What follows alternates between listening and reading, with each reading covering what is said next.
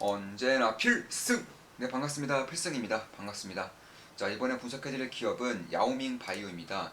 일단 제가 최근 들어서 중국 증시 혹은 중국 주식들에 대한 그런 영상을 많이 찍어드리고 있어요. 실제로 우리 좋은막 이분덕의 텔레그램방에서는 꽤나 좀 강조를 했었던 그런 기업들이기도 합니다. 사실 이 중국 관련해서는 제가 말씀드리고 싶은 것이 굉장히 많지만 그 중에서도 좀 간략하게 그리고 가장 쉽게 이해할 수 있는 부분들을 위주로 말씀드리고 있는 것이고, 이번에 분석해드리는 기업들도 사실 우리 투자자들, 한국 투자자분들도 비교적으로 중국 주식임에도 불구하고 비교적으로 좀 이해하기 쉽거나 아니면 굉장히 유명한 기업들 위주로 좀 말씀드리고 있는 것도 맞습니다. 이번에 분석해드릴 기업은 야오밍 바이오이고요. 사실 제가 투자하고 있는 기업들 대부분은 공개적으로 영상에서 말씀드린 기업은 별로 없어요. 사실 제가 투자하고 있는 기업들을 공개한 적은 있지만 그 기업들에 대한 분석을 해드린 적은 별로 없는데, 이번에는 투자하고 있는 기업 중에서 야오밍 바이오에 대해서 좀 예외적으로 분석을 좀 해드리고자 합니다. 일단 제가 중국 주식에 좀 본격적으로 이제 투자를 진행할 때 사실 가장 이제 강조했던 그런 부분 중에 하나가 있어요. 지금 보시면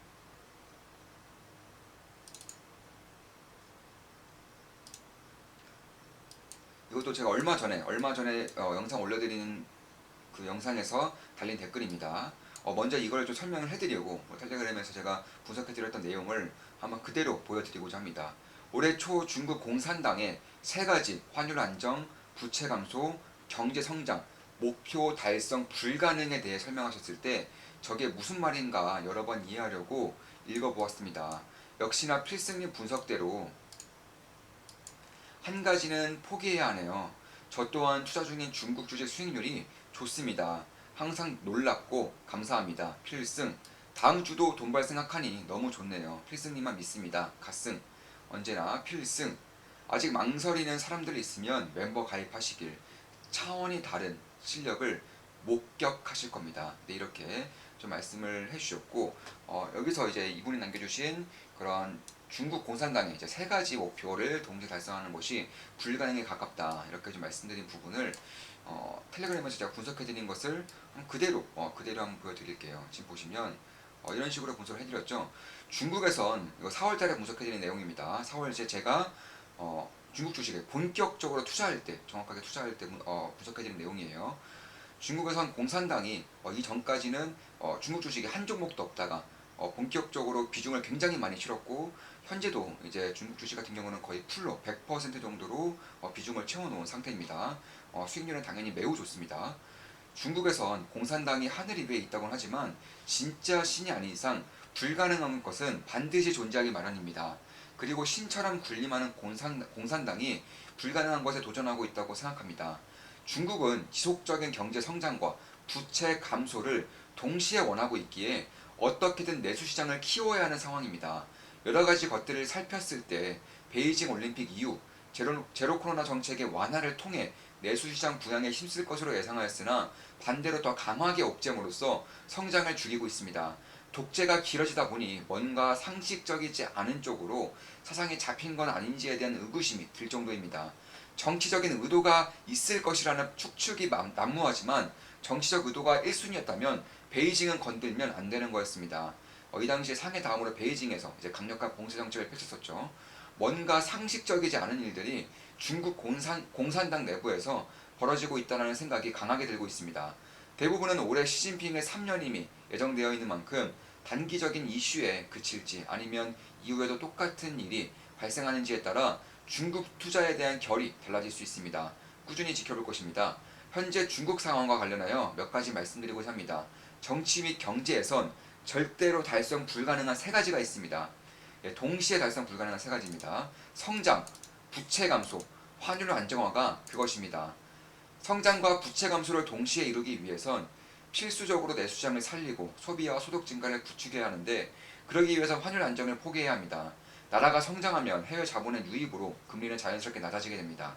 낮아진 금리는 부채 증가를 유도하고 이를 막기 위해 강력한 규제와 금리 인상이 필수적인데, 이 과정에서 해외 자본들의 유입과 이탈이 빠르게 반복되면서 환율은 널뛰는 장세에 돌입하기 때문입니다. 그렇다고 성장 플러스 환율 안정을 하고자 하면 부채는 증가할 수밖에 없습니다. 성장과 환율 안정이 동시에 발생한다는 것은 자국의 통화 가치, 그러니까 국가 경쟁력이 높아진다는 것이기 때문입니다. 자국의 통화 가치가 상승한다는 것은 해외 자본 유입이 활성화된다는 것이고 자연스레 금리는 낮아질 수밖에 없습니다. 금리가 낮고 사회는 안정적으로 성장하다 보니 설비 투자가 늘고 주택 및 자동차 구입 등이 증가하여 부채가 증가할 수밖에 없는 것입니다. 여기서 강력한 규제 그리고 금리 인상을 통해 부채 증가를 억제하면 지금 한국이 보이고 있듯이 외국 자본이 빠져나가면서 환율이 튀어버립니다. 설비 투자가 줄어 성장률도 약해지고요. 부채 감소와 환율 안정을 동시에 이루기 위해선 필히 성장을 줄일 수밖에 없겠죠. 이 둘을 동시에 이루기 위해선 강력한 규제는 물론 환율 시장의 국가 개입이 필수적입니다. 금리 인상 그리고 환율 안정화 정책이 대표적입니다. 규제로 인해 부채 그러니까 투자를 늘리지 못하는 상황에서 자국의 통화 가치가 우상향하면 수출 기업들의 경쟁력이 약화되고 금리까지 상승할 경우 성장은 고꾸라질 수밖에 없습니다. 중국은 이 세 가지를 동시에 이루고자 하고 있습니다. 성장은 기존대로 5.5% 성장, 강력한 부동산 규제를 통한 부채 감소, 이완화의 세계화를 위한 환율 안정화, 그리고 여기에 성장에 큰 악영향을 끼치는 제로 코로나 정책까지. 빅테크 규제는 그렇다 치더라도 중국의 커다란 정책 줄기가 매우 이상한 것은 사실입니다. 덕분에 성장은 고꾸라졌고요. 위안화 가치는 우하향하고 있습니다. 세 마리 토끼를 모두 취하려다 두 마리를 놓치고 있는 것입니다. 곧 있으면 쥐고 있는 한 마리, 그러니까 부채의 지속적인 감소는 경기 침체 및 디플레이션이 중국을 물 수도 있는 상황이 발생할 확률도 높아지겠죠. 결국 세 가지 중 한 가지는 포기할 수밖에 없을 것이며 최근 보이고 있는 모습들을 보아 부채 감소의 확률이 높아 보입니다. 물론 미중 국면 전쟁에 앞서 장기적인 부채 관리는 강력하게 심하겠지만 말입니다. 세 가지 중 어떤 것을 포기하는지 면밀히 살필 필요가 있습니다. 예상대로 부채 감소를 포기할 경우 대대적인 부양 정책이 포문을 열 가능성이 높으며 그 시기는 머지 않을 것입니다.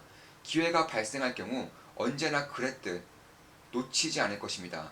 면밀히 살피고 있습니다. 이러한 분석을 4월 말쯤에 4월 26일에 해드린 것이고 그 이후에 정말로 대대적인 부양책과 그리고 부채 감소를 포기하는 듯한 그런 뉘앙스, 성장과 환율 안정화를 통한 위한 그런 지원책까지 내보이면서 중국 주식들은 특히 핵심 기업들 같은 경우는 급등을 했었죠. 저 같은 경우도 이때 이제 중국 주식에 투자를 진행하면서 진짜 굉장히 좀 좋은 수익을, 괜찮은 수익을 내고 있는 것은 사실입니다. 지금 보시면 제가 계좌를 이제 매일같이 살펴보지 않기 때문에 지금 계좌를 좀 켰어요. 계좌를 켜서 한번 그대로 말씀드려보겠습니다. 중국 주식 같은 경우는 현재 82% 수익이고요. 16% 수익, 12.5% 수익, 그리고 마이너스 3% 손실, 마이너스 3% 손실 중인 종목 하나가 있고요.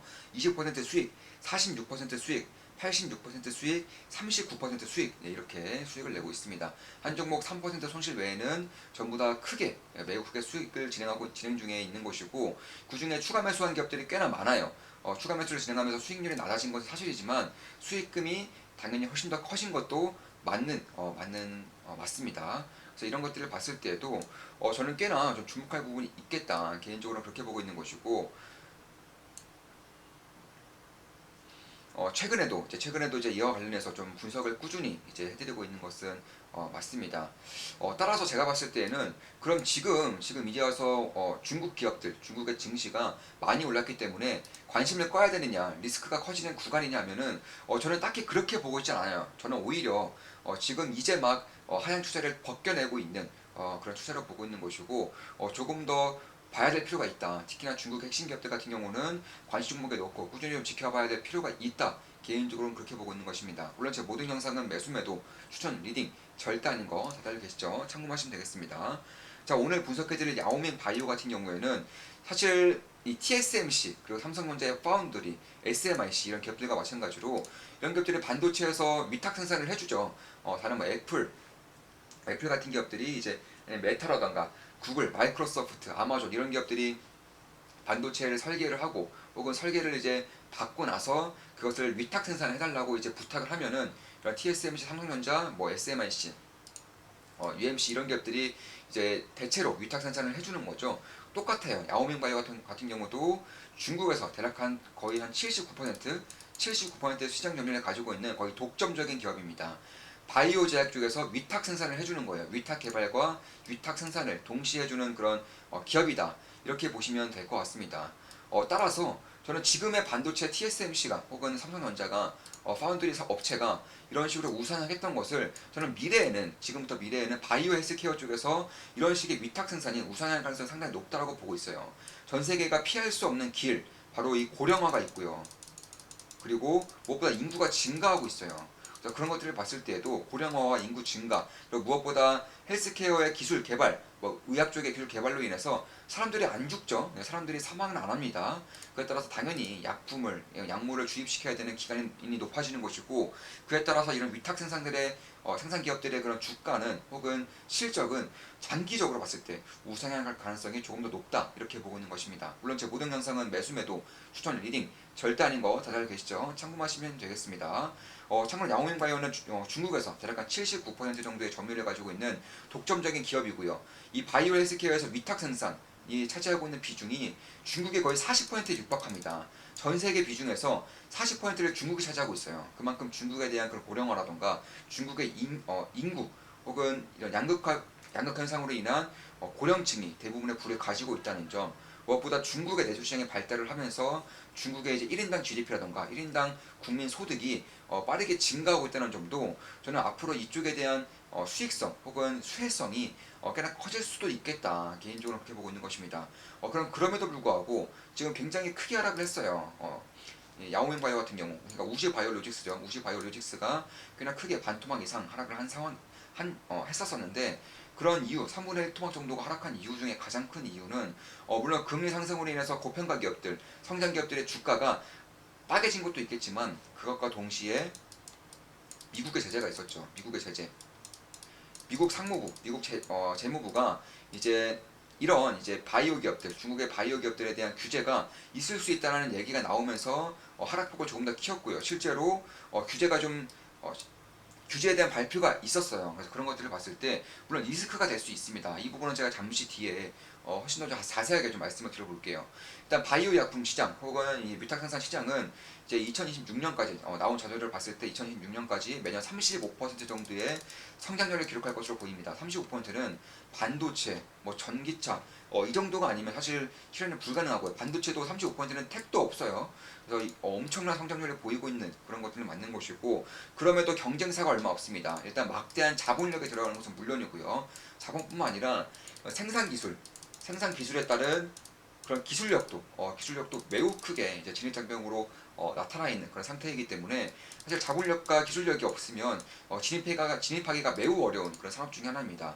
그래서 전 세계적으로도 독과점적인 그런 시장을 장악하고 있다는 것만으로도 저는 꽤나 좀 주목할 부분이 있다. 특히 야오밍바이오 같은 경우는 2020년도에 매출액과 비슷한 정도의 투자를 감행했습니다. 뭐 R&D라던가 생산시설 증설 이쪽에 대한 투자가 매출액 정도로 투자를 한 거예요. 매우 엄청나게 많은 그런 투자를 했다. 그리고 뭐 삼성전자가 100조 원 이상의 투자를 진행한다. 뭐 TSMC도 100조 원 이상의 투자를 진행한다. 이 정도 급의 투자를 진행한 것이기 때문에 그만큼 이쪽에 대한 그런 수혜라던가 실적 성장 가능성을 크게 봤기 때문에 확신을 했기 때문에 이 정도의 그런 캐파 증설 혹은 기술력 개발 이 정도의 그런 투자가 있었던 것이고, 실제로 2023년까지 매년 거의 50% 이상의 성장을 보일 것이 거의 확실시되고 있어요. 이미 작년 대비해서 올해도 거의 100% 가까이 실적 성장이 있을 것으로 예상되고 있는 것이고, 대한민국에서 삼성 바이오로직스와 거의 비슷한 그런 영업 활동을 하고 있고 심지어 매출액도 비슷해요. 그래서 제가 삼성 바이오로직스 같은 경우도 그 전에 만약에 초장기 투자를 한다면 삼성전자보다는 삼성 바이오로직스가 훨씬 더 괜찮은 대안이 될 수 있다. 국내 주식 한정에서는 그렇게 제가 말씀을 드렸었는데 야오밍바이오도 거의 비슷한 그런 기업 중에 하나이고, 실제로 삼성 바이오로직스와 거의 비슷한 시가총액을 나타내고 있어요. 대략 한 50조 원대 시가총액 나타내고 있고, 다만 영업이익 실적 기준으로는 야오밍바이오가 거의 2배 정도? 한 2배 정도 더 높아요. 그만큼 삼바는 대략 PR이 100 정도이면 올해 기준 100 정도이면 야오밍바이오는 거의 50 이하를 나타내고 있기 때문에 삼성 바이오로직스가 거의 2배 정도가 고평가되어 있다. 이렇게 보면 될 것인데, 그건 지금의 기준으로서 그런 것이고, 미국의 제재라던가 조금 더 나아가서 이제 그런 증설 물량까지 합치면 저는 삼성 바이오로직스도 야오밍바이오에 비해서 그렇게 크게 고평가라고는 생각하지 않습니다. 그럼 이제 봐야 되는 것이 이제 야오밍바이오의 가장 큰 리스크 중에 하나죠. 미국 제재를 봐야 되는 거예요. 실제로 미국은 이제 미국 상무부에서 우시 바이오로직스, 그러니까 야오밍 바이오에 대한 리스크를 좀 보고 있다. 따라서 규제 리스크에 넣을 수 있다. 혹은 실제로 이 리스트에 들어가 있는 것도 사실이고요. 그래서 그런 것들을 봐야 되는데 제가 정확하게 좀 말씀을 드리고 올게요. 다른 제재처럼 이 수출을 제한하는 것이 아닙니다. 예를 들어서 신장 유구르처럼 중국의 신재생 기업들, 태양광 업체들이라던가 혹은 면허 업체들처럼 수출을 제한하는 것이 아니에요. 바로 수입을 제한하는 거예요. 수입. 그러니까 미국에 생산되고 있는 그런 바이오 필터라던가 장비 같은 것들을 이제 야오밍 바이오의 이제 자회사들, 그러니까 뭐 우한이라던가 상해에 있는 그런 자회사들에 수출을 하지 말라. 야오밍 바이오 쪽에서는 수입이 제한되는 거죠.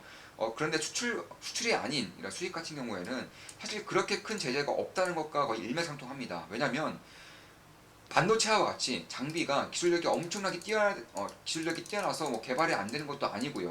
그렇다고 해서 장비에 대한 독점적인 혹은 독과점적인 그런 체제가 유지가 되고 있는 것도 아닙니다. 예를 들어서 노광 장비 같은 경우 ASML이 독점하고 있죠. 전 세계에서 독점하고 있는데 이에 따른 수출 제한으로 인해서 중국 기업들 같은 경우에는 수입 제한으로 인해서 기술력 개발에 타격을 입는 것은 맞지만 이런 바이오, 특히 위탁 생산 같은 경우는 사실 뭐 기술력이 그렇게 반도체처럼 뛰어나야지만 이제 할 수 있는 것도 아니고 독과점 체계도 아닙니다. 실제로 미국에서 제재가 된다고 하더라도 일본이라던가 유럽 등에서 충분히 수입할 수 있다고 밝히고 있어요.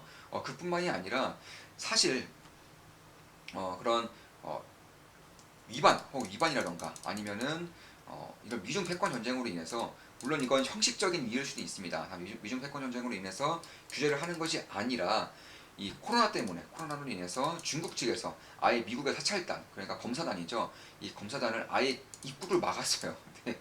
그러므로 인해서 당연히 자연스럽게 블랙리스트에 올라간 것이고, 사실 미국에서 판매하는 이 바이오 장비들을 다른 곳에 뭐 사재기에서 판매를 한다거나 아니면 기술력을 빼간다거나 이런 리스크가 있기 때문에 정기적으로 감사가 옵니다. 미국 장비 기업들 혹은 미국의 이런 상무부 측으로부터 이제 감사라던가 혹은 감리 혹은 이제 서면 제재 이런 것들이 오는데 여기에 따른 대응을 하지 않았기 때문에 블랙리스트에 올라간 것이다. 미국 측에서도 이렇게 밝히고 있죠. 따라서 제가 이제 상무부라던가 재무부에서 나오는 그런 발표 자료를 봤을 때에는 그렇게 우려할 만한 상황은 아니기 때문에 투자를 진행한 거고요. 저 역시나 우시바이오로직스, 야오밍바이오에 투자를 진행하고 있습니다. 비교적 최근에 이제 매수를 진행한 것이고 현재 같은 경우는 약간 13% 정도, 한 13%의 수익을 내고 있어요. 저는 이미 투자 진행하고 있는 것이고 이런 리스크를 전부 다 살핀 이후에 성장성과 저평가 여부 이런 것들을 살펴본 이후에 진행한 것이고 현재 13% 정도의 수익을 내고 있습니다. 절대 매수매도 추천 리딩 아닌 거 다들 계시죠? 참고하시면 되겠습니다. 자, 이것으로 방송 마치겠습니다. 지금까지 우시 바이오로직스, 야오밍 바이오에 대한 분석이었고 성장성이라던가 캐파, 뭐 R&D 능력이라던가 기술력, 특히 미국의 그런 제재로 인한 그런 영향력까지 총체적으로 좀 분석을 해드렸습니다. 앞으로도 좋은 분석, 좋은 기업 분석으로 찾아뵙겠습니다. 다들 아시죠? 필승 구독은 돈이 됩니다. 필승!